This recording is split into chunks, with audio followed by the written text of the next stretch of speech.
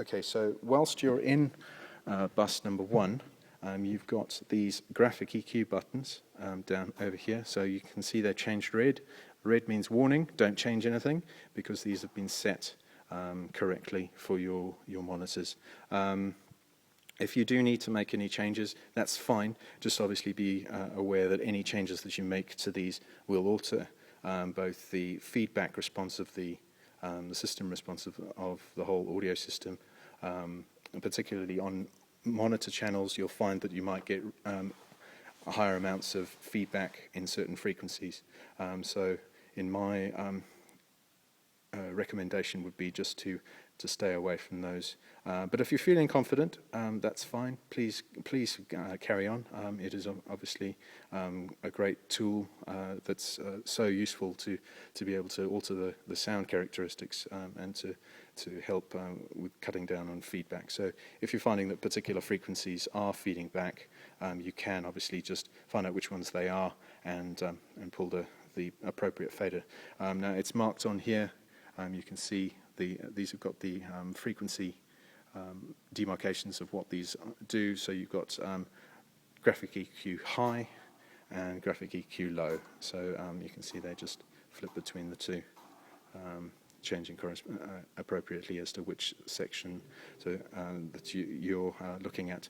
Now, if you do happen to make any changes to it, it will be portrayed on here, so you get an overall representation of what is going on your graphic EQ for that particular bus that you're working with. So as you can see, it was showing there monitor 1, as that is what I have set up bus 1 to be. So right, okay, so if you want to then, once you've made some changes to your bus, okay, so that the yellow faders mean that you're in bus mode. You've made the changes that you wish to the mix, and to come out of that, you just press it again. The light goes out, and the faders return to normal. And that shows that you're in the normal mixing to master mode. Okay, so bus number 14, I've set up to be the output to the SD recorder. This is the SD recorder here. I've set it up so that you have a total of 11 hours, 36 and 13 seconds of record time on this particular SD card. So you can either choose to, oops, that actually flew out there, eject it and read it on a laptop or a PC that's got a card slot, or you can use this USB lead and plug it into your laptop and download the content that you've recorded straight off that. So you can plug it into the front over here. It's got an automatic level set on it, so you don't need to worry about setting the level on the unit itself. What you will need to do is just make sure that when you're sending to that particular bus, that you've decided what you want to send. So, I mean, I've just roughed something up here. So we've got the lead vocal and the microphones, radio microphones showing up on there. So you might want to just monitor that via the headphone socket, which is just down inside there, and monitor what is exactly being sent to that.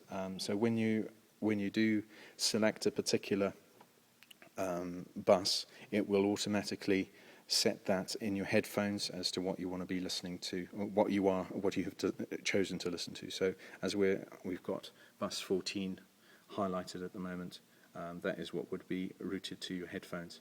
Bus number 13 is for future use. That's going to be for the loop, and so you can see when I press that, the hearing loop, it pops up on there, and SD recorder, so that's bus 14, bus 13 hearing loop. Okay, over here you've got the effects 1, 2, 3 and 4. Now 1 and 2, because we're using the two stereo inputs on the back for the CD player and the laptop input, those two become unusable because they require the two stereo channels. two of the stereo channels. So FX3 and 4.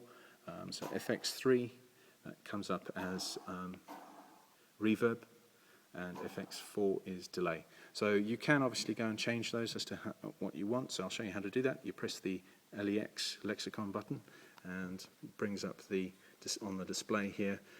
You've got processor 3 is large hall, so I've selected large hall, and number 4 is studio delay. So if you want to change something, like for instance on the delay you want to change how many times you hear the repeat of the delay, you can use this rotary encoder here, and that just changes on that particular part of that tab.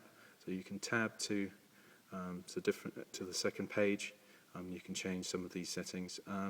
You just have to play with it and get to hear what you like the sound of.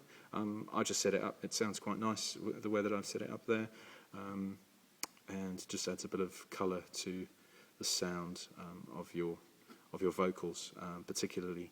Now let's move down onto here, onto the mute groups. Okay, so you've got 4 mute groups. Mute group 1 I set up to be all the band instruments, so let me just show you how that's working. They've actually stopped. Oh, well, this is a good. Oh, okay, that's because I'm still in FX4. So I still had FX4 highlighted on the bus. That's why that wasn't coming up correctly. So right, let's do this again. Right, so there you go. All the band instruments are now muted. As you can see, they've turned the on have turned to red. Turned it off again. Then number 2 is for the radio microphones, so you can turn those off on the radio mics, and the lectern as well, because obviously that's selected over there. Now number 3, they're not showing up on this layer. That's because they're on layer B, and they are the CD player and laptop input. So you can see them there. That's the CD player and the laptop input. And so number 4 is the effects, because you'd obviously want to mute the effects if you've got any speech taking place, so that it doesn't interfere and cause distractions. Okay. Okay, so here we have lapel mic receiver number 1, lapel mic receiver number 2, handheld receiver, and this is the SD recorder. And the CD player. Okay, CD player is quite straightforward. You'll notice there is no stop button on this because it's specifically a DJ CD player. But I'll just show you from initial startup. So there you go. There's your open and close.